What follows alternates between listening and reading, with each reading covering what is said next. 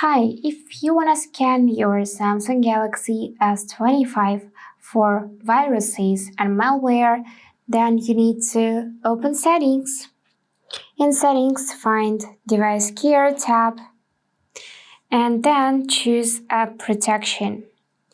After that, you need to hit button Turn On if you're visiting this tab for the first time, and then tap on blue button Scan Phone. So let's tap here, and now it is scanning our device for viruses. As you can see, it is scanning each app you got installed on this device. And we need to wait till this percentage would be 100. So let's just wait a bit more till it would be scanning all of our apps and give us a result. If everything is good, then you should see information that no threats detected, like in my case. And that's it for today.